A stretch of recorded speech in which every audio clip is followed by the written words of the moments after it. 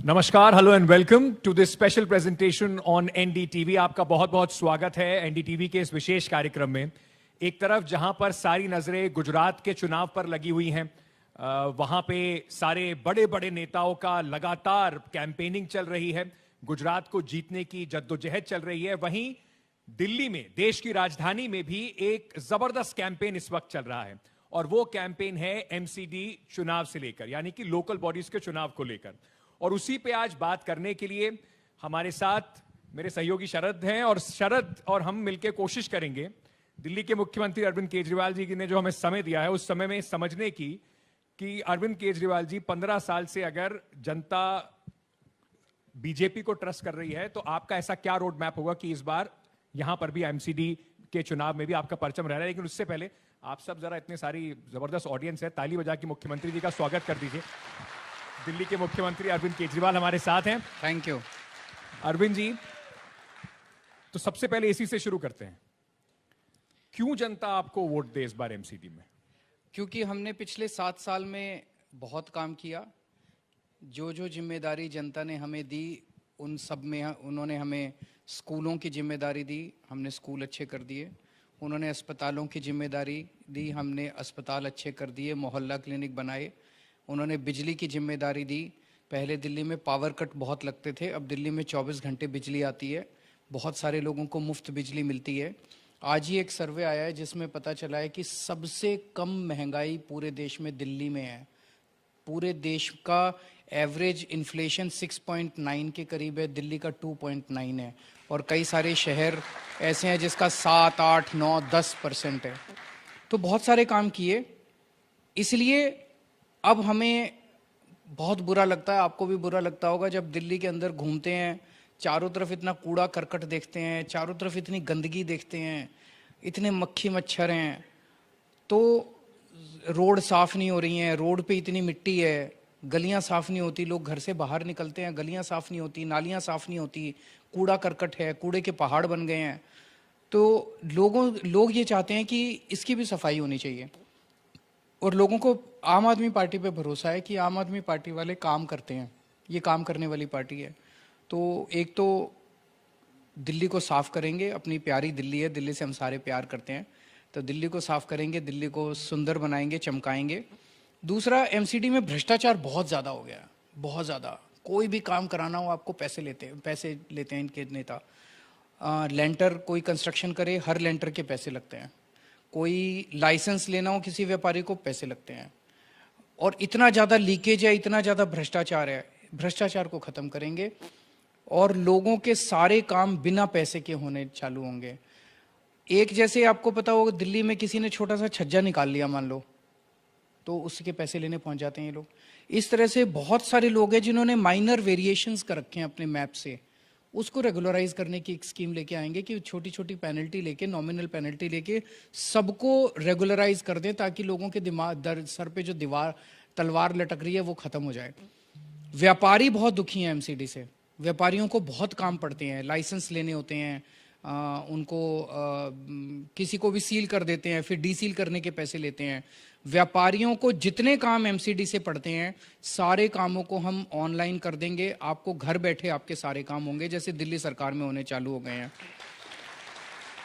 व्यापारियों को से कन्वर्जन चार्ज और पेनल्टी चार्ज के नाम पे, पार्किंग चार्ज के नाम पे इन्होंने करोड़ों रुपए वसूले हैं, वो बंद किया जाएगा। रेडी पटरी वाले बहुत दुखी हैं, रेडी पटरी वाले, उनसे पैसे लिए जाते हैं, उनको आर्म ट्विस्टिंग की जाती है, उनसे एक्सटॉर्शन किया जाता है। उनके लिए वेंडिंग जोन बनाएंगे, और वेंडिंग जोन ऑर्गेनाइज्ड तरीके से होगा, सुंदर होगा, सबको लाइसेंस देंगे बैठने के लिए, ताकि वो अपनी रोजी रोटी कमा सके, कूड़ा करकट भी ना हो, और एक सुंदर वातावरण और अच्छी जिंदगी मिले। और एक चीज की, 6-6 महीने तक कर्मचारियों को तनख्वाह नहीं मिलती, और कर्मचारी भटकते रहते हैं, वो धरने प्रदर्शन करते रहते हैं। मैं सारे कर्मचारियों को आश्वासन दे रहा हूं, हर महीने के पहले हफ्ते में आपके अकाउंट में आपकी तनख्वाह आ जाएगी। मैं कहीं से लाऊं पैसा, मेरे पे भरोसा रखो, जो मैं कहता हूं मैं करता हूं। अरविंद जी, कूड़ा आपने सबसे बड़ा मुद्दा बनाया, और नो डाउट कूड़ा बहुत बड़ा मुद्दा है, लेकिन कूड़े के जो पहाड़ हैं, ये जमीन पे कैसे आएंगे, कब तक आएंगे, और आप करेंगे कैसे, ताकि लोगों को यकीन हो, क्योंकि चुनावी वादा तो हो जाता है, लेकिन ये होगा कैसे, ये लोग जरूर जानना चाहेंगे। ये चुनावी वादा नहीं है, ये केजरीवाल की गारंटी है। और मैं जो भी कहता हूँ सोच समझ के सारा एक्सप्लोर करके कहता हूँ। आपको एक ही छोटी सी चीज़ बताऊंगा कि जब हमारी नई नई सरकार बनी दिल्ली में 5-7 साल पहले, लोग कहते थे सरकारी स्कूल कैसे ठीक करोगे, ये तो टीचर पढ़ाते नहीं हैं, टीचर तो आके पेड़ के नीचे बैठ के स्वेटर बुनती रहती हैं, ये है वो है, बड़ी गाली गलौज करते थे लोग। इन्हीं टीचर्स ने दुनिया की सबसे बड़ी शिक्षा क्रांति करके दिखाई है। तो स्कूल ठीक कर लिए, इतने शानदार नतीजे आने लग गए, स्कूल टीचर्स इतना अच्छा काम कर रहे हैं, तो कूड़े के पहाड़ भी ठीक हो जाएंगे। और जब इंसान चांद पे पहुंच गया तो ये तो कूड़े के पहाड़ है यार, ये तो कोई ऐसी बड़ी नीयत चाहिए होती है, शरद। अगर आपकी नीयत साफ है तो पूरी दुनिया के अंदर इसकी टेक्नोलॉजी मिल जाएगी। तो 2 काम करेंगे। पहली चीज तो नया कूड़ा उधर नहीं जाना चाहिए, नया कूड़ा उधर ना जाए, इसके लिए जो भी latest waste, solid waste management के कई तरीके हैं, उनको लेके आया जाएगा। और जो एग्जिस्टिंग वहां पे लीगेसी वेस्ट है उसको जल्दी से जल्दी निपटाने के लिए इसके तरीके कब तक हो जाएगा ये? 5 साल के लिए मांग रहे हैं तो 5 साल के अंदर सारा काम करके दिखाएंगे। क्योंकि जब भी आप ये बात करते हैं, आप एक बार कूड़े के पहाड़ देखने भी गए थे, जैसे ही आप वहां पहुंचते हैं, आप वहां पहुंचे और आपने कहा देखिए कूड़े के पहाड़ है, मनोज तिवारी, बीजेपी के सारे नेता पहुंच गए यमुना के पास, कि अरविंद केजरीवाल की ये भी गारंटी थी, इसकी डेडलाइन बढ़ाते जा रहे हैं। तो वो कहते हैं कि आपकी ये नाकामी है, एक वादा आपने जो किया था वो तो पूरा कर नहीं पाए, नया वादा आप कर रहे हैं। देखिए, तर्क कुतर्क करने से तो समाधान नहीं निकलेंगे। ये वाला चुनाव नगर निगम का चुनाव है। यमुना दिल्ली सरकार का जो 2020 का चुनाव हुआ था उसमें यमुना मुद्दा था। 2020 के चुनाव में मैंने दिल्ली की जनता को कहा था कि 5 साल दे दो, 5 साल में मैं यमुना साफ कर दूंगा। 2025 के चुनाव में मैं उसमें डुबकी लगा के दिखाऊंगा, और अगर 2025 तक मैं यमुना साफ ना करूं, मेरे को वोट मत देना। तो 2020 में मैंने दिल्ली की जनता से 5 साल मांगे हैं, तो 5 साल दे दो। ये 15 साल में भी दिल्ली को साफ नहीं कर पाए, तो अब तो इनके जाने का टाइम बनता है। जैसे आप कूड़े के पहाड़ से बता रहे हैं कि दिल्ली की आबो हवा खराब हो रही है, बीजेपी आरोप लगा रही है कि आपने जो व्यवस्था दिल्ली के अंदर बनाई उससे भी दिल्ली की आबो हवा खराब है, प्रदूषण बहुत ज़्यादा है। और पहले पंजाब के ऊपर आप ये कहते थे कि वहाँ पे पराली चल रही है, इसकी वजह से दिल्ली में प्रदूषण बढ़ रहा है, लेकिन अब पंजाब में भी आपकी सरकार है, तो वो आरोप लगा रहे हैं कि अब आपने गोल पोस्ट चेंज कर दिया। पहले आप कहते थे पंजाब में पराली चल रही है, अब आप कह रहे हैं केंद्र सरकार जो है उसको इसमें कार्रवाई करनी चाहिए। वो कह रहे हैं कि आपने गोल पोस्ट चेंज किया है। 2 चीज़ें हैं, अलग अलग है। दिल्ली के अंदर पोल्यूशन को लेके हम सेंसिटिव हैं। पूरे साल का अगर आप चार्ट देखें, दिल्ली के लोगों ने पोल्यूशन कम करने के लिए बहुत काम किए हैं। तो दिल्ली के लोगों ने जो काम किए हैं, जो एफर्ट्स किए हैं, उसको हमें अंडर एस्टिमेट या उसको वो नहीं करना चाहिए। दिल्ली के लोगों को मैं बधाई देना चाहता हूँ। पिछले 5 साल के अंदर दिल्ली में पूरे साल में पोल्यूशन काफ़ी कम हुआ है। अक्टूबर नवंबर अगर छोड़ दे, जिस टाइम पराली का धुआं दिल्ली में आता है, पराली का धुआं आता है, हम इससे भाग नहीं रहे। पंजाब से आता है, हम इससे भी नहीं भाग रहे। पंजाब में हमारी सरकार है, पंजाब में जो भी पराली जलती है उसकी जिम्मेदारी हमारी है, किसान की नहीं है। किसान पराली जलाना नहीं चाहता, उसे समाधान चाहिए। किसान को अगर समाधान मिल गया तो किसान पराली जलाना बंद कर देगा। उसको समाधान देना पंजाब सरकार का काम है, हमारा काम है, हम जिम्मेदारी मानते हैं। अभी नई नई सरकार बनी है, 6 महीने हुए हैं। पराली की समस्या कई सालों पुरानी है, बड़ी कॉम्प्लेक्स समस्या है। हम 1 साल और मांग रहे हैं कि 1 साल के अंदर हमने कई एफर्ट्स, भगवंत मान साहब ने पिछले 3-4 महीने में कई एफर्ट्स करने की कोशिश की, लेकिन समय कम था, उस तरह का मैनेजमेंट हो नहीं पाया जो जरूरत थी। तो पराली के पंजाब में पराली ना जले, इसकी जिम्मेदारी हम लेते हैं और हमें उम्मीद है अगले साल तक कर देंगे। लेकिन मैं एक चीज और कहना चाहता हूँ, पोल्यूशन केवल दिल्ली की समस्या नहीं है और पोल्यूशन केवल पंजाब की समस्या नहीं है। मैं अभी वो लेके नहीं आया चार्ट, मुझे अगर पता होता आप ये प्रश्न पूछने वाले हैं तो मैं बताता आपको। बिहार के कई शहरों के अंदर आज भी सीवियर और वेरी पुअर कैटेगरी में पोल्यूशन है। उत्तर प्रदेश के कई शहरों के अंदर आज भी सीवियर और वेरी पुअर कैटेगरी में पोल्यूशन है। मध्य प्रदेश के कई शहरों के अंदर, उस दिन मैं अहमदाबाद में था, अहमदाबाद के अंदर भी वेरी पुअर कैटेगरी में। ये पोल्यूशन आम आदमी पार्टी ने नहीं किया, ये पोल्यूशन केजरीवाल ने नहीं किया। तो पोल्यूशन देश की समस्या है, और इतने सारे राज्यों में अगर पोल्यूशन की समस्या है तो इसमें जिम्मेदारी कौन लेगा? केंद्र सरकार लेगी। केंद्र सरकार क्या करती है? जब भी पोल्यूशन की समस्या होती है, केंद्र सरकार अपना कमरा बंद करके अंदर से चिटकनी मार के बैठ जाती है और सारे मीडिया हाउसेस को फोन करती है, केजरीवाल को ठोको। और सारे लोग मेरे को ठोकने, मेरे को गालियां देने लग जाते हैं, सारे मीडिया वाले। मेरे को गाली देने से अगर इस देश की समस्या का समाधान निकलता है, पोल्यूशन का समाधान कर लो, लेकिन समाधान निकल तो नहीं रहा। मैं अपनी जिम्मेदारी मान रहा हूं, मैं उसके लिए आपको उंगली नहीं दिखा रहा। आप भी अपनी जिम्मेदारी मानो। केंद्र सरकार को सारे राज्यों को इकट्ठा करके टेक्नोलॉजिकल सोल्यूशन निकालने पड़ेंगे, एडमिनिस्ट्रेटिव लीगल सोल्यूशन निकालने पड़ेंगे, तभी पोल्यूशन का समाधान निकलेगा। इस तरह से एक दूसरे के ऊपर गाली गलौज करके, राजनीति करके, एक दूसरे के ऊपर उंगली दिखा के सोल्यूशन नहीं निकलेगा। मैं एक सवाल आपसे पूछना चाह रहा था, जो आपने शुरुआत में बात कही एमसीडी चुनाव के लिए ही, और आपने कहा कि आप ये गारंटी देते हैं कि जो कर्मचारी हैं, क्योंकि एक बड़ी समस्या रही है उसके ऊपर, हमने देखा कि लगातार कई बार इस पे प्रोटेस्ट हुए, जो कर्मचारी हैं धरने पे चले गए। एमसीडी के हॉस्पिटल्स में भी डॉक्टर्स को धरना देना पड़ा, नर्सेस को स्ट्राइक करनी पड़ी अपनी सैलरी के लिए। बड़ा मुद्दा है ये। आपने कहा कि हमारे, अगर हम एमसीडी जीत जाएंगे तो कुछ भी करना पड़े, 1 तारीख को सैलरी उनके पास पहुंच जाएगी। आप जैसे पहले कहते थे कि हम काम करते रहे और वो अड़ंगे लगाते रहे, बीजेपी भी अब वही कह रही है कि ये सैलरी वैलरी के सारे इश्यूज इस वजह से हो रहे हैं क्योंकि अरविंद केजरीवाल फंड रिलीज नहीं कर रहे थे एमसीडी का, वो हमारे साथ चीटिंग कर रहे थे। 5 साल में हमने 1 लाख करोड़ रुपया दिया है बीजेपी को, इनको, एमसीडी को। अगले इंटरव्यू में पूछ लेना कहां गया, खा गए सारा। अगर थोड़ा सा खाना कम कर देना जनता को, उनको कर्मचारियों को तनख्वाह मिलने लग जाएगी। इनकी हवा, इनका पता नहीं कितना हाजमा इनका स्ट्रांग है, इतना पैसा खाते हैं ये लोग, इतना पैसा खाते हैं, सब कुछ खा जाते हैं ये लोग। लेकिन वो कह रहे हैं कोई करप्शन का कोई चार्ज नहीं हमारे ऊपर। अरविंद केजरीवाल जी कह देते हैं सारी एजेंसीज इनके पास है। मेरे को 24 घंटे के लिए सीबीआई और ईडी दे दो, आधी से ज्यादा बीजेपी जेल में ना हो तो मेरे को कह देना। अब इस पे वो आप एक चीज बताओ, गुजरात के अंदर घड़ी बनाने वाली कंपनी को इन्होंने पुल बनाने का ठेका दे दिया और कहते हैं केजरीवाल भ्रष्टाचारी है।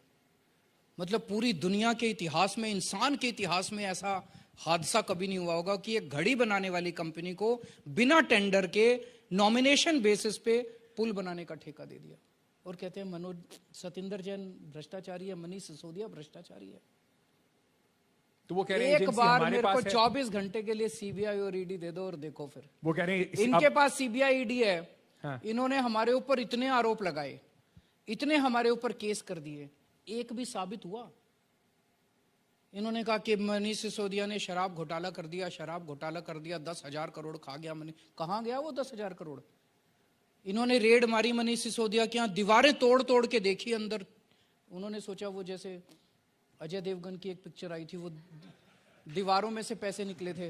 इन्होंने गद्दे फाड़ फाड़ के देखे मनीष के, गद्दों में शायद कुछ नहीं निकला, चवन्नी नहीं निकली मनीष सिसोदिया के। बैंक लॉकर देखे, कहां गया वो पैसा? 800 ईडी के और सीबीआई के ऑफिसर्स लगे हुए हैं, शराब घोटाला नहीं जांच कर रहे।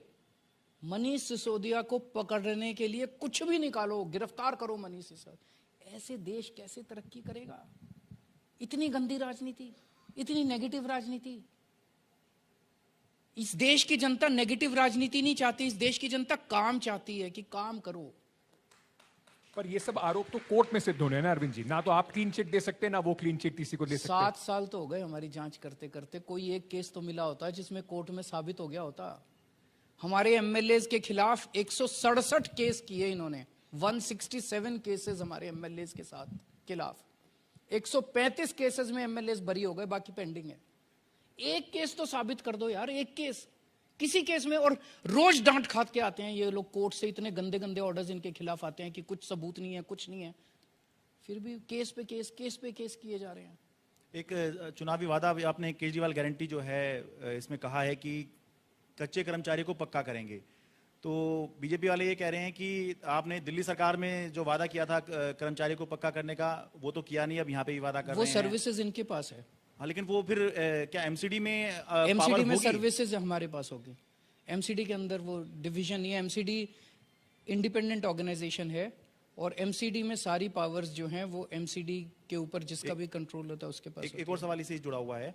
मनोज तिवारी जी का हम इंटरव्यू कर रहे थे तो उन्होंने एक चीज कही है कि अब एमसीडी में एक अमेंडमेंट उन्होंने करा लिया है अमित शाह जी से कह के कि केंद्र सरकार डायरेक्ट पैसा जो है एमसीडी को दे सकती है।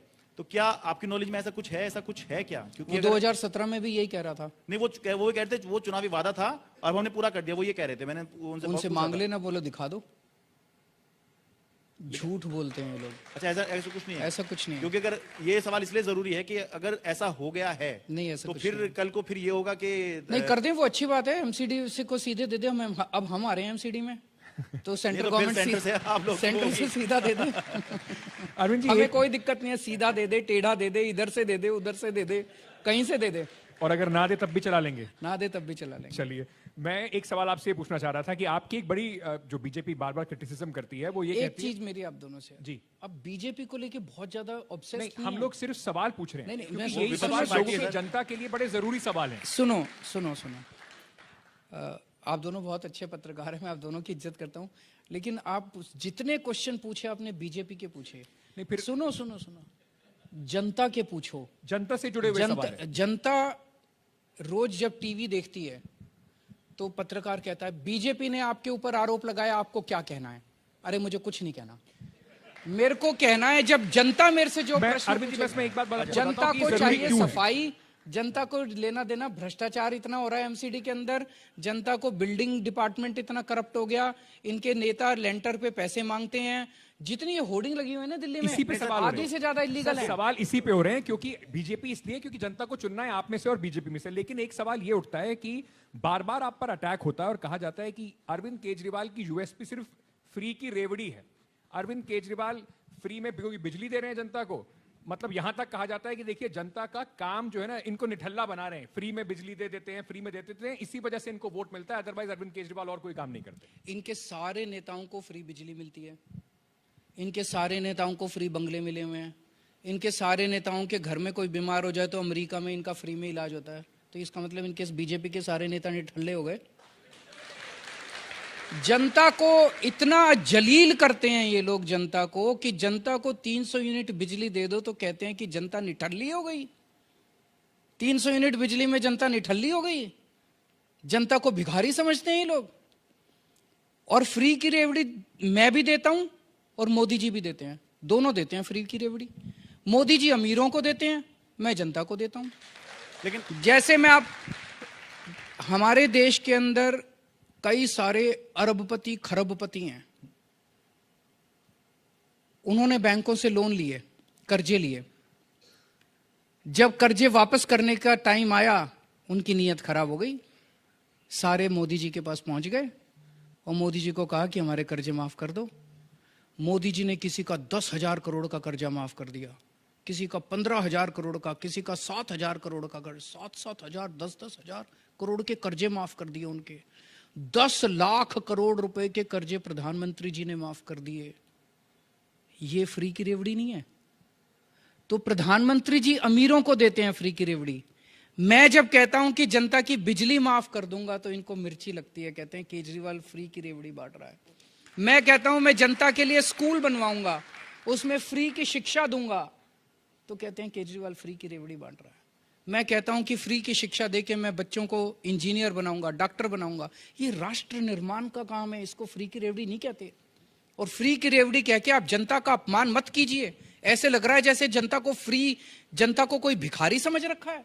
यही तो आपका काम था जब आप सरकार में आए थे कि जनता के लिए स्कूल बनाओ, अस्पताल बनाओ, कॉलेज बनाओ, उनको फ्री शिक्षा दो, उनको फ्री इलाज कराओ उनका। सरकार का ये काम नहीं है तो और क्या काम है? लेकिन अमीरों के लोन माफ करना, कर्जे माफ करना सरकार का काम है? ये तो पहली बार सुना है। उनको फ्री की रेवड़ी, पर्दे के पीछे बैठ के उनको फ्री की रेवड़ी बांटो, वो सही है।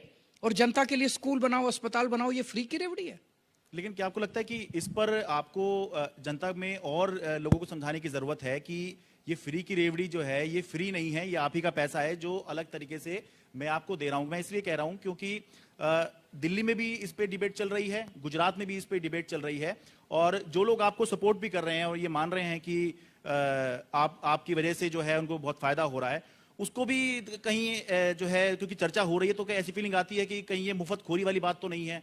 और गुजरात में भी यही बात हो रही है कि केजरीवाल लालच बढ़ा रहा है, मुफ्तखोरी बढ़ा रहा है। क्या इस देश के अंदर एक बच्चा अगर पैदा होता है, उसको अच्छी से अच्छी, बेहतर से बेहतर शिक्षा मिलना क्या उसका अधिकार नहीं है? अगर उसके लिए सरकार अच्छे स्कूल का इंतजाम करती है और उसे फ्री की शिक्षा देती है, ये फ्री की रेवड़ी है। पूरी दुनिया में 37 अमीर ऐसे देश हैं, 37 डेवलप्ड कंट्रीज, रिच कंट्रीज, जो अपने बच्चों को फ्री की शिक्षा, सारे बच्चों को फ्री की शिक्षा देते हैं। वो अमीर हैं इसलिए फ्री की शिक्षा नहीं देते, वो अमीर इसलिए बने क्योंकि वो अपने बच्चों को फ्री की शिक्षा देते हैं। मैं मेरे देश को अमीर बनाना चाहता हूं। मैं केवल गरीबी दूर नहीं करना चाहता, मैं हर गरीब को अमीर बनाना चाहता हूं, और वो शिक्षा से होगा। मैं एक बार अगर सारे बच्चों को फ्री की शिक्षा दे दूंगा, हो सकता है एक पीढ़ी के बाद फ्री की शिक्षा देने की जरूरत ही ना पड़े, सब काबिल हो जाएंगे अपनी अपनी शिक्षा के। मैं अगर इस देश के अंदर कोई बीमार होता है, भारत के अंदर कोई पैदा हुआ और वो बीमार होता है, क्या उसको अच्छा इलाज मिलने का अधिकार नहीं है? मेरे हिसाब से है। हर सरकार की पहली जिम्मेदारी है कि उसके लिए अच्छे अस्पताल और अच्छे मोहल्ला क्लिनिक का इंतजाम करे ताकि उसको अच्छे से अच्छा इलाज मिले। ये फ्री की रेवड़ी नहीं होती, हिंदू धर्म में इसको पुण्य कहा गया है। एक जो लगातार आप जिस तरीके से गुजरात में भी एक कैंपेन चल रही है, वहां पे भी आप काफी व्यस्त हैं, यहां पर दिल्ली में भी बीजेपी की तरफ से काफी सारे बड़े बड़े नेताओं को एमसीडी चुनाव के प्रचार में उतारा गया है। 20 तारीख को यहां पर बड़ी सारी रैलीज हुई जिसमें नड्डा साहब थे, 6 केंद्रीय मंत्री थे, 4 चीफ मिनिस्टर थे, एमपीज थे 14। आपको लगता है कि इतने बड़े पैमाने पर भारतीय जनता पार्टी इस चुनाव को ले जाने की कोशिश कर रही है, तो कहीं ना कहीं अरविंद केजरीवाल को फंसाने की कोशिश हो रही है, गुजरात जाए या दिल्ली में रहे? वो उनको इतना डर क्यों लग रहा है? इतने नेताओं को लाने की क्या जरूरत है? केजरीवाल एक छोटा सा आदमी है, मामूली सा 5 फुट 4 इंच का मेरा कद है। इतने बड़े बड़े, इतने विशाल विशाल बड़े बड़े नेता आ रहे हैं, क्यों? इसलिए क्योंकि 15 साल कोई काम नहीं किया इन्होंने। अगर काम कर देते इतने नेता लाने की जरूरत नहीं पड़ती। काम बोलता, आज हमारा काम बोलता है, जनता हमारे काम की तारीफ करती है। लेकिन जिस तरह से डेली बीजेपी सुबह प्रेस कॉन्फ्रेंस करती है और अपना प्रचार कर रही है, वो मुद्दे को भटकाना चाहती है। वो एमसीडी पे डिबेट नहीं करना चाहती। वो रोज एक नए नए वेब सीरीज निकाली हुई है इन्होंने, डेली एक मनोहर कहानियां लेके आती है, कोई ना कोई एक वीडियो ले आती है, कभी कोई स्टिंग ले आती है, कभी कोई जनता का ध्यान भटकाना चाहती है। लेकिन मेरा ये कहना था कि जिस तरीके से या जिस अंदाज में बीजेपी इन दिनों काम कर रही है, ऐसा लग रहा है कि ये जो अंदाज था, ये जो बीजेपी ने इन दिनों किया हुआ, ये आम आदमी पार्टी का अंदाज था कि पूरी तैयारी के साथ आएंगे और जोरदार आक्रामक तरीके से मैदान में उतरेंगे। आम आदमी पार्टी ने आक्रामकता और तैयारी कुछ कम नहीं लग रही है? आम आदमी पार्टी ने कभी झूठ नहीं बोला। आम आदमी पार्टी फर्जी स्टिंग नहीं करती। आम आदमी पार्टी मुद्दों से नहीं भागती। हम भी बड़े फर्जी स्टिंग कर सकते हैं। मैंने देखा अभी 2-3 दिन पहले इन्होंने एक स्टिंग निकाला। दो लोग बैठे हैं, कोई नहीं जानता कौन है वो दो। एक कह रहा है तेरे को इतने लाख रुपए दिए थे, तू आम आदमी पार्टी से टिकट क्यों नहीं दिलवाई तूने? तो पहली चीज तो आम आदमी पार्टी में पैसे से टिकट नहीं मिलती, ये साबित हो गया। और वो दो कौन है, क्या है? ऐसे तो हम भी वीडियो बना लेंगे, हम भी 10 वीडियो बना सकते हैं, झूठे वीडियो। हम वीडियो बना के वोट नहीं मांग रहे झूठे वीडियो पे, हम अपने काम के आधार पे वोट मांग रहे हैं। पर इन्होंने 15 साल में कोई काम नहीं किया। 15 साल में मेरे को गाली देने के सिवा, मेरे खिलाफ फर्जी स्टिंग, फर्जी जांच के सिवा कोई काम नहीं किया। अब ये मुद्दे, ये इतनी इनकी हिम्मत ही नहीं है कि एमसीडी चुनाव में एमसीडी की बात कर लें। अरविंद जी, आपको नहीं लगता लेकिन इससे कुछ मतलब परसेप्शन में डैमेज होगा? क्योंकि एक आपके एमएलए हैं, उनका भी वीडियो आया, वहां पर भी एक बड़े आक्रामक लोग थे। एमएलए नहीं था उस वीडियो में, 2 लोग बैठे हुए आपस में बात कर रहे हैं, एमएलए कहीं नहीं था। नहीं, गुलाब के ऊपर हमला हुआ, मतलब इस तरीके से गुलाब के ऊपर हमला हुआ, कोई अंदर उसको लेके विवाद था, टिकट को लेके कई पार्टियों के अंदर विवाद होता है, हमारे यहाँ तो सबसे कम हुआ है। किसी को टिकट मिलनी थी, किसी को टिकट नहीं मिली, तो आपस के झगड़ा हुआ था वो। लेकिन एक मामले में तो एसीबी ने केस भी दर्ज किया हुआ है और सारों को जेल डाल दो, सारों को जेल डाल दो। ये बताओ 15 साल में तुमने क्या किया? केजरीवाल को भी जेल डाल दो, मनीष सिसोदिया को भी जेल डाल दो, सत्येंद्र जैन को भी जेल डाल दो, हमारे 62 एमएलए हैं, सबको जेल डाल दो, सारे मंत्रियों, हम सारे गंदे लोग हैं। तुम ये बताओ तुमने 15 साल में क्या किया? नहीं, वो ठीक है, लेकिन ये तो जांच का विषय है कि किसने स्टिंग किया, कितना 7 साल में इन्होंने जांच में कोई कसर छोड़ी है?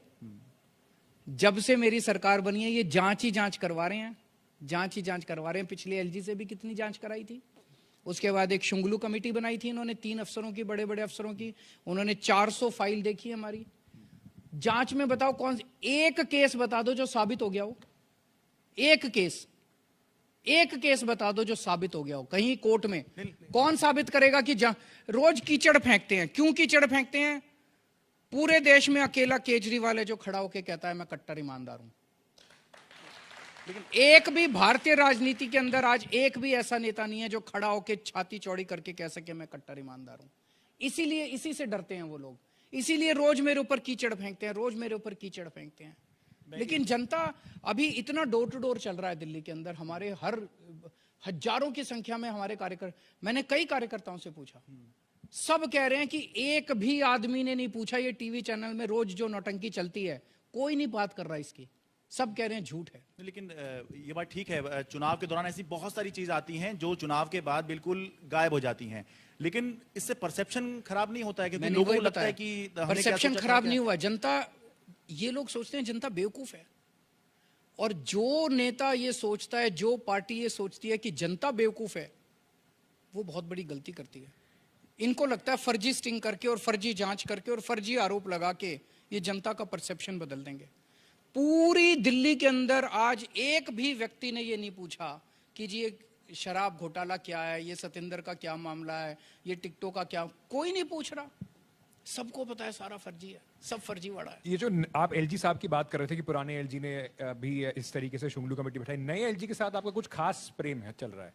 आप भी कहते हैं कि चिट्ठी आप लिख देते हैं कि वो आपको रोज एक प्रेम पत्र भेज देते हैं, हर दूसरे दिन ट्विटर पर कुछ ना कुछ जो आप फैसले लेते हैं एलजी साहब उसको रोक देते हैं, तो नए एलजी साहब के साथ कुछ समीकरण नहीं बैठ पा रहे? देखो, हम जनतंत्र में रहते हैं, जनतंत्र में जनता चुनाव में पार्टिसिपेट करती है और अपनी सरकार चुनती है। दिल्ली की जनता ने मेरे को भारी बहुमत दिया, 62 सीट दी और हमको जिम्मेदारी दी, भाई दिल्ली संभालो। अब एक कोई शख्स आता है, वो कहता है कि मैं औरंगजेब हूं और ये सल्तनत है मेरी, और अब जो मैं कहूंगा वो करूंगा।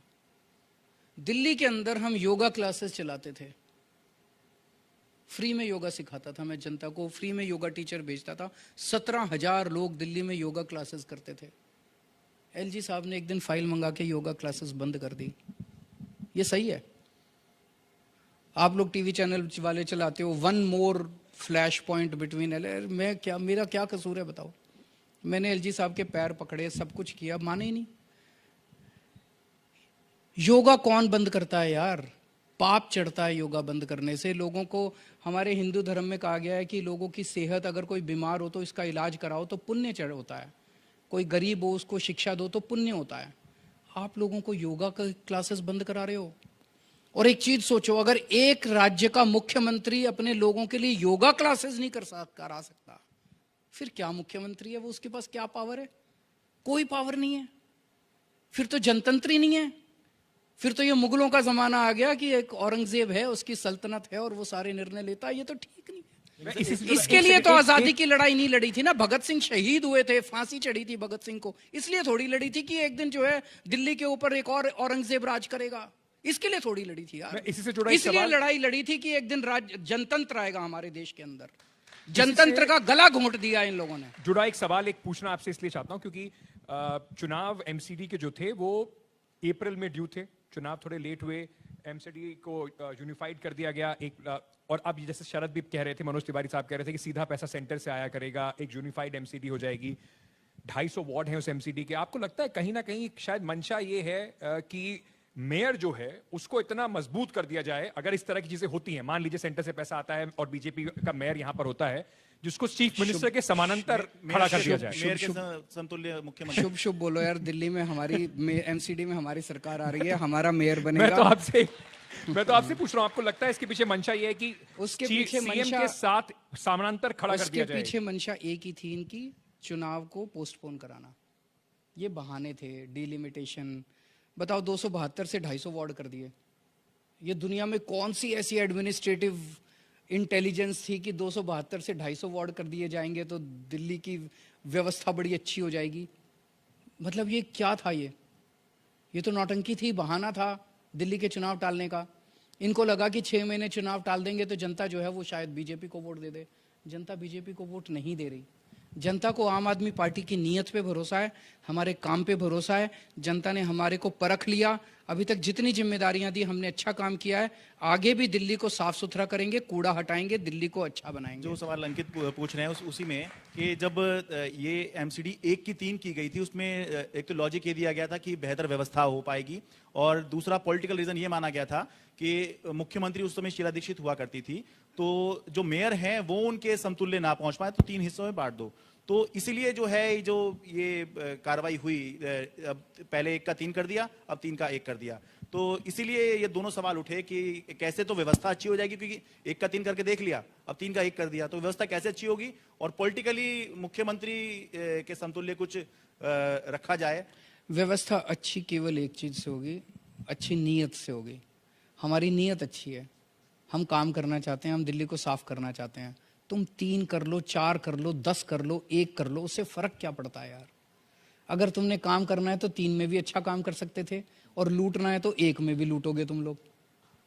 अगर तुम्हारी नीयत खराब है, अच्छा बताओ, इनके अगर काउंसलर आ गए, वो आज लेंटर के पैसे लेते हैं, तो 3 का 1 हो गया तो लेंटर के पैसे लेने बंद कर देंगे, कहेंगे अब 1 हो गया, अब हम लेंटर के पैसे नहीं लेंगे। पैसे तो फिर भी खाएंगे वो। अगर पूरी दिल्ली के अंदर इलीगल होर्डिंग लगे हुए हैं, तो पहले 3 थी तब भी इलीगल होर्डिंग लगे थे, अब 1 हो जाएगी तब भी इलीगल। जिनकी नीयत खराब है, जिनके मन में चोर है, जिनको डाका डालना है, वो तो फिर भी करेंगे।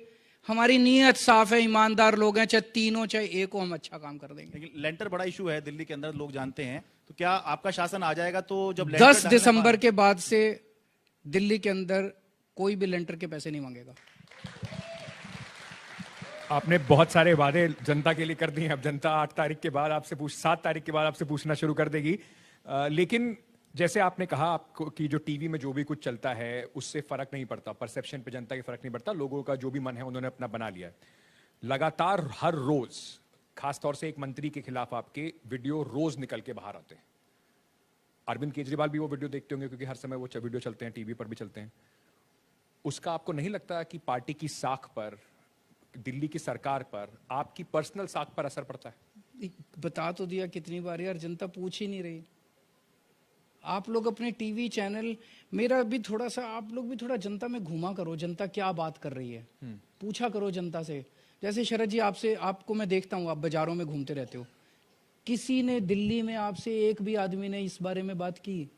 मैंने आपके सारे वो देखे, किसी ने बात नहीं की। दिल्ली में लोगों ने ये नहीं पूछा, लेकिन अगर विपक्ष सवाल उठा रहा है तो हमारा तो धर्म है पूछना आपसे। विपक्ष ने तो काम नहीं किया यार। विपक्ष की राजनीति मत करो, जनता की राजनीति करो। लेकिन अरविंद जी, ये इसलिए भी जरूरी है, इसलिए मैं बार बार बोल रहा हूं, भाजपा ने ये कहा, भाजपा ने ये कहा, भाजपा ने ये कहा, आपको क्या कहना है? एक आम आदमी देख रहा है यार, ये भाजपा ने ये कहा, फिर केजरीवाल ने ये कहा, फिर उसने ये कहा। जनता कहती है मेरे घर का खर्चा नहीं चल रहा यार, महंगाई हो गई। ये टीवी वाले महंगाई की कब बात करेंगे? जनता कहती है यार मेरे बच्चे को रोजगार नहीं मिल रहा, नौकरी नहीं मिल रही, वो घर दर दर की ठोकरें खा रहा है। ये टीवी वाले रोजगार की बात ही नहीं करते। आज गुजरात के अंदर जब मैं जाता हूं और मैं कहता हूं कि मैं तुम्हारी 1 मार्च के बाद से बिजली मुफ्त कर दूंगा, मैं उनको कहता हूं मैं तुम्हारे बच्चों के स्कूल बना दूंगा, मैं तुम्हारे बच्चों का भविष्य बना दूंगा, लोग कहते हैं यार ऐसी बातें तो आज तक कभी किसी नेता ने नहीं की, राजनीति में ऐसी बातें होती नहीं थी, राजनीति में तो गाली गलौच होता था, इसीलिए जनता हमें पसंद करती है। मैं उनको जाके कहता हूं मैं तुम्हारे लिए खूब सारे अस्पताल बनाऊंगा, वहां पे तुम्हारे परिवार का इलाज मुफ्त कर दूंगा। जनता कहती है यार ये तो नई किस्म की राजनीति आ गई। पहले किसी, ना बीजेपी ने कभी कहे कि हम स्कूल बनाएंगे इसलिए वोट दो, ना कांग्रेस ने कभी कहे कि हम अस्पताल बनाएंगे इसलिए। पहली बार इस देश के अंदर एक ऐसी पार्टी आई है जो कह रही है तुम्हारे लिए स्कूल बनाएंगे, तुम्हारे लिए बिजली का इंतजाम करेंगे, करके आए हैं दिल्ली में, पंजाब में भी कर रहे हैं, तुम्हारे लिए भी करेंगे। जनता को बहुत पसंद आ रहा है। जनता की बात जब आप करते हो, जैसे आप जो कह रहे हो बीजेपी वालों ने ये कहा, बीजेपी, आपको क्या कहना? मुझे कुछ नहीं कहना बीजेपी वालों पे, वो जो मर्जी कहते रहे, जो मर्जी गालियां देते रहे। सर ये सवाल इसलिए उठा है, मैं बीजेपी के कोई जवाब देने को तैयार नहीं हूं, मैं जनता के जवाब दूंगा। वोट इन्होंने दिया था, आप जनता, वोट इन लोगों ने दिया था, मेरे को बीजेपी ने वोट नहीं दिया था। नहीं, बिल्कुल सही बात है। लेकिन अरविंद जी, आप ये वही जनता है जब आप एक जमाने में अपनी राजनीति में ये सवाल उठाते थे, जब आप पॉलिटिकल पार्टी बनाने के बाद भी सवाल उठाते थे, जब आप चुनाव लड़ने में, तो ये जनता वो सवाल भी सुनती थी जो अरविंद केजरीवाल उठाते थे, क्योंकि अरविंद केजरीवाल जनता के सवाल उठाता। वीवीआईपी मैं जैसे पर आप सवाल उठाते थे। सुनो, आज दिल्ली की जनता को स्कूल चाहिए, मैं स्कूलों पे आवाज उठाता हूं। एलजी साहब ने 2 साल तक मोहल्ला क्लिनिक की फाइल पास नहीं करी। जब केजरीवाल ये मुद्दा उठाता तो ये जनता का मुद्दा है। अगर 2.5 साल तक एलजी साहब मोहल्ला क्लिनिक की फाइल लेके बैठे रहे, अगर वो फाइल टाइम पे पास हो जाती तो 250 क्लिनिक और बन चुके होते अभी दिल्ली में। 2 साल तक एलजी साहब सीसीटीवी कैमरों की फाइल लेके बैठे रहे। अगर वो टाइम पे पास हो जाते, उसके बाद आप लोगों को याद होगा, मैं, मनीष जी, गोपाल राय, उनके ड्राइंग रूम में हम धरना देके आए थे, तब सीसीटीवी की फाइल क्लियर हुई थी। इस तरह से हमने काम कराए हैं दिल्ली के। तो जो मैं मुद्दे उठाता हूं, मैं जनता की आवाज बोलता हूं, जनता के दिल की बात बोलता हूं। वो जनता को कोई लेना देना नहीं है यार, इसने ये कर दिया, उसने ये कर दिया, इसने ये कर दिया, फर्जी स्टिंग, इससे जनता को कोई लेना देना नहीं है यार। लेकिन ये बात आप बताते थे कि जो अभी भी आप जैसे कह रहे हैं कि नेताओं को फ्री बिजली मिलती है, वीवीआईपी कल्चर जो है उसके खिलाफ आप काफी बात करते थे। यही आरोप लग रहा है कि आपके एक मिनिस्टर को सारी सुविधाएं जेल में मिल रही हैं। उस पर मुख्यमंत्री कुछ तो रिएक्ट करेंगे ना सर, क्योंकि लोग जानना चाहते हैं कि लगातार आपसे पूछा जाता है कि आप पहले तो आपको किसने बताया, 1 मिनट, आपको किसने कहा कि वीवीआईपी सुविधाएं मिल रही है? जो फुटेज सामने आ रही है वो हम तो उसको फुटेज आपको किसने दी? बीजेपी ने रिलीज करी। बीजेपी के पास कैसे पहुंची? वो तो सर बीजेपी बताएगी। आपने पूछा नहीं उनसे? नहीं, एक ठीक है, मिनट हमने एक पूछा। मिनट एक मिनट हमने एक पूछा मिनट। बीजेपी से। हाँ। हमने पूछा बीजेपी से, उन्होंने कहा तिहाड़ जेल ने दिया, उसी के खिलाफ आपने एक एप्लीकेशन भी लगाई कि भाई तिहाड़ जेल में किसने दिया, आप मुझे ये बताइए। जितनी सो कॉल्ड वीवीआईपी सुविधाएं आप बोल रहे हो, इन्होंने कोर्ट में दाखिल की कि वीवीआईपी सुविधाएं मिल रही है। कोर्ट ने तो कोई ऑर्डर नहीं दिया। तो अब ये एनडीटीवी तय करेगा कि बीजेपी तय करेगी? कोर्ट तय करेगा ना कि वीवीआईपी सुविधाएं थी कि नहीं थी, या आप लोग तय करोगे? कोर्ट तय, 1 मिनट, कोर्ट तय करेगा। कोर्ट ने तो कोई ऑर्डर नहीं दिया। इसका मतलब सतेंद्र जैन को जो भी फैसिलिटीज मिल रही है वो जेल मैनुअल के हिसाब से मिल रही है। वो उसमें रोटी खा रहा है यार, कह रहे हैं रोटी क्यों खा रहा है? मतलब क्या नॉनसेंस चल रहा है यार इस तुम्हारे चैनलों पे? क्या बात कर रहे हो आप लोग? वीवीआईपी सुविधा मैं बताता हूं। अमित शाह जी 2010 के अंदर, वो कौन सी जेल थी जो जिस जेल में 3 महीने के लिए थे, वहां पे इनके लिए डीलक्स जेल बनाई गई थी। अलग से खाना आता था इनका। उठा के देखो सीबीआई की चार्जशीट, जब अमित शाह जेल में थे। उसको कहते हैं वीवीआईपी सुविधाएं। तो अन्ना जी एक चीज कहते थे, जो जैसा काम करता है उसका वैसा ही चश्मा होता है।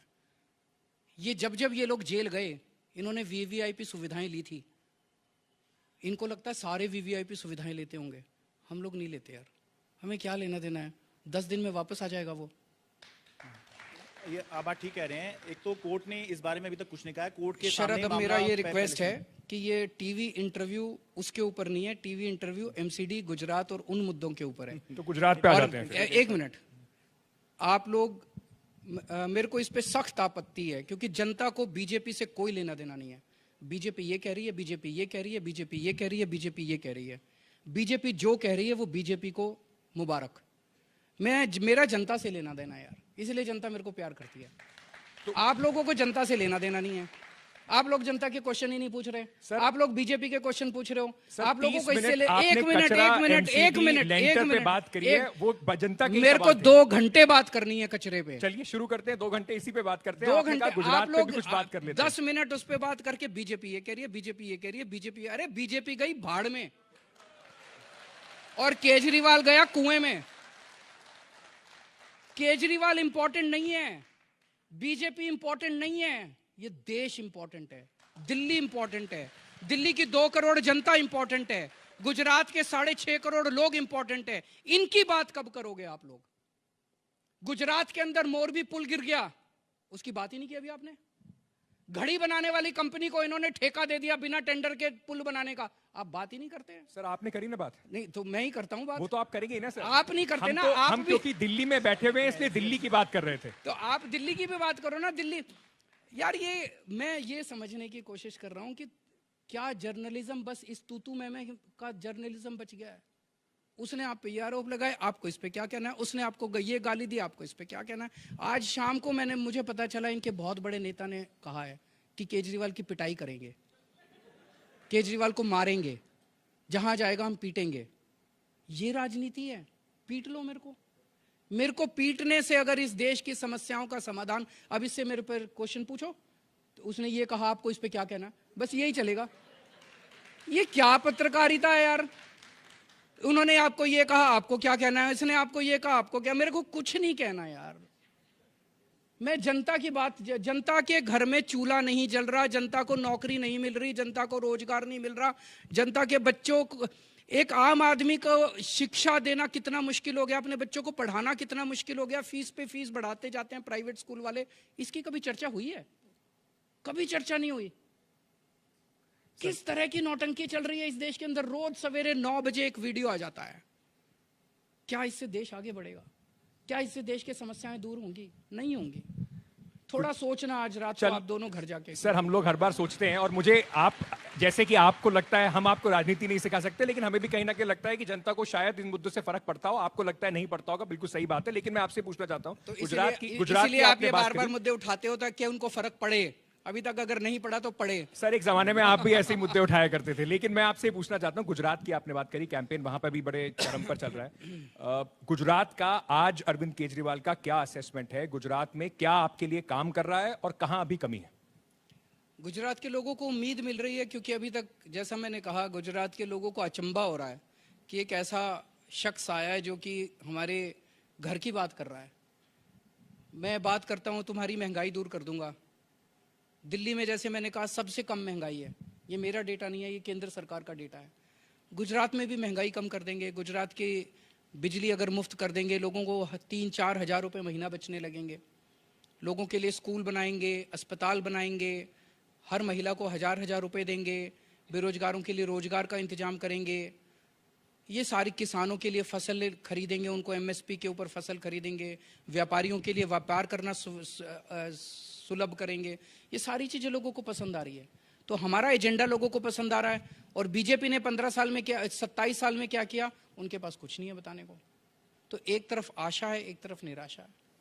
7 और 8 तारीख को क्या उम्मीद है अरविंद केजरीवाल को? 7 में दिल्ली, 7 8 तारीख को गुजरात। एमसीडी जीतेंगे और 8 तारीख को गुजरात जीतेंगे। सीटें प्रिडिक्ट करना चाहेंगे? सीटें गुजरात के लिए और दिल्ली के लिए? दिल्ली में मेरा अपना असेसमेंट है 230 से ज्यादा सीट आनी चाहिए। 250 में से? 250 में से। बीजेपी की 20 से कम आएंगी। और ये भी मैं आपको क्लियर कर दूं, इस देश के लोग नेगेटिव राजनीति पसंद नहीं करते, गाली गलौज पसंद नहीं करते। ये कहते हैं केजरीवाल को पीटेंगे, केजरीवाल राक्षस है, केजरीवाल को मारेंगे, ये सब पसंद नहीं करते। लोग कहते हैं काम करो। अप्रैल के महीने में जब इन्होंने चुनाव टाला था, मेरा असेसमेंट था हम 270 में से 200 सीटें आ रही थी हमारी। 6 महीने के अंदर इन्होंने इतना गंदा किया है, इतना गंदा किया है, इतने काम रुकवाए इन्होंने एलजी साहब से। लोग रोज देख रहे हैं कि किस तरह से एलजी साहब काम रोक रहे हैं और किस तरह से केजरीवाल संघर्ष कर रहा है, उनके लिए लड़ रहा है, दिल्ली के लोगों के लिए लड़ रहा है। आज 6 महीने के अंदर इनका इतना बुरा हाल हो गया आज इन लोगों का कि 200-250 में से 20 से ज़्यादा इनकी सीट नहीं आएंगी। और इनको अपने बड़े बड़े मंत्रियों को बुलाना पड़ रहा है कि 20 सीट आ जाए, किसी तरह से जमानत जब्त ना हो। गुजरात के अंदर आम आदमी पार्टी की सरकार बनेगी। कॉन्फिडेंस है पूरा आपको? मुझे लगता है। जो प्रधानमंत्री जी, वैसे तो जनता जनार्दन होती है जनतंत्र के अंदर, जनता जो भी, लेकिन मेरा अपना असेसमेंट है कि आम आदमी पार्टी की सरकार बनेगी। प्रधानमंत्री जी के गृह राज्य में आपको लगता है कि सरकार आपकी बनने वाली है? देखिए, किसी भी राज्य के ऊपर या किसी चीज के ऊपर भी किसी की बपौती नहीं होती है, जनता तय करती है। और जनता काम के ऊपर तय करती है। जनता ये देखती है कि कौन ऐसा है जो हमारी जिंदगी बेहतर कर रहा है। आपको क्यों लगता है कि वहां पर प्रधानमंत्री जी की रैलीज वैलीज होती हैं, वो आपका नाम नहीं लेते, वो कांग्रेस को ही कहते हैं कि कांग्रेस हमारी अपोनेंट है? दोनों के अंदर बहुत प्यार है, बहुत मोहब्बत है। जैसे मैंने एक और भी जगह बोला था कि जैसे लड़का लड़की होते हैं तो छुप छुप के मिलते हैं, प्यार हो जाता है दोनों में, छुप छुप के मिलते हैं। उसके बाद बाहर वाले लोगों को पता चल जाता है तो लोग पूछते हैं तो कहते हैं वी आर जस्ट फ्रेंड्स। फिर तो मैं इन दोनों से जब पूछो, इनकी रात को गुजरात में मुझे पता चला है रोज इनकी बीजेपी और कांग्रेस वालों की सीक्रेट मीटिंग होती है रात को 12 बजे। अब मेरी दोनों से रिक्वेस्ट है यार, पूरी दुनिया को पता चल गया, अब शादी कर लो तुम लोग। मुझे नहीं पता। कांग्रेस कह रही है हम चुनाव छोड़ दिया है, हम चुनाव नहीं लड़ रहे, गुजरात का चुनाव नहीं लड़ रहे। प्रधानमंत्री जाके कहते हैं नहीं नहीं कांग्रेस गई नहीं है अभी, कांग्रेस लड़ रही है कांग्रेस है। वो कांग्रेस को जिंदा रखने की पूरी कोशिश कर रहे हैं प्रधानमंत्री जी, पर कांग्रेस खत्म हो चुकी है। उन्हें लगता है कि वरना आप रिप्लेस कर देंगे? मुझे नहीं पता, वो तो वही बताएंगे। उनको यही डर है कि अगर कांग्रेस बिल्कुल खत्म हो गई तो स्वीप हो जाएगा बिल्कुल। चलिए 7 और 8 का प्रिडिक्शन आपने कर दिया है। अब 7 और 8 के बाद 9 तारीख को एक बार देखेंगे, 8 तारीख के शाम को ही पता चल जाएगा कि प्रिडिक्शन दोनों में कहां कहां अरविंद केजरीवाल जी का सटीक बैठ रहा है। क्योंकि एमसीडी का टाउन हॉल था, आपने हमारी भी क्लास लगाने की कोशिश करी कि सवाल नहीं पूछ रहे हो। अंत में जाने से पहले मैं जनता को यह बताना जरूर चाहूंगा, टोक्यो के बाद सबसे बड़ी एमसीडी अगर कहीं की है या लोकल बॉडी कहीं की है तो वो दिल्ली की है।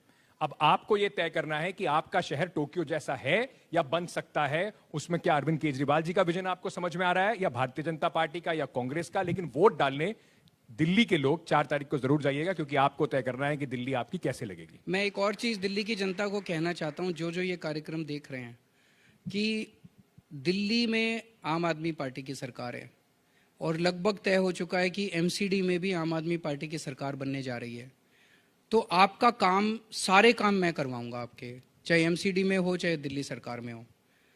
लेकिन अगर आपने गलती से भी दूसरी पार्टी के किसी को काउंसलर को बना दिया तो फिर आपके सारे काम रुक जाएंगे, क्योंकि वो तो लड़ेगा बस मेरे से, अगले 5 साल लड़ाई झगड़े में निकाल देगा। इसीलिए आप चाहे इस पार्टी के हों चाहे उस पार्टी के हों, इस बार एमसीडी के चुनाव में काउंसलर आप आम आदमी पार्टी का चुनना। कहीं ऐसा ना हो गलती से दूसरा चुन लिया तो 5 साल फिर वो नरक कर देगा आपकी जिंदगी। बढ़िया अपील की अरविंद केजरीवाल जी ने। अगली बार ये भी कहेंगे प्रधानमंत्री भी आम आदमी पार्टी से बना दीजिए, सारे काम बिल्कुल ठीक होने डबल लगेंगे। इंजन की सरकार कहती है, वैसे ही आप भी कह रहे हैं डबल इंजन की सरकार है। डबल इंजन की नहीं, नए इंजन की सरकार है।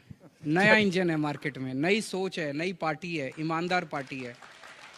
जब बारिश आने वाली होती है तो एक फ्रेश हवा का झोंका आता है। आम आदमी पार्टी भारतीय राजनीति के अंदर उस फ्रेश हवा के झोंके की तरह है। चलिए, तो अब जनता को तय करना है किसकी बात पर उन्हें है ज्यादा यकीन। बहुत बहुत शुक्रिया हमारे साथ जुड़ने के लिए। मुख्यमंत्री जी बहुत बहुत शुक्रिया आपका समय निकालने के लिए, हमारे सवालों के जवाब देने के लिए। अभी के लिए इतना ही। देखते रहिए एनडीटीवी, खबरों का सिलसिला जारी है।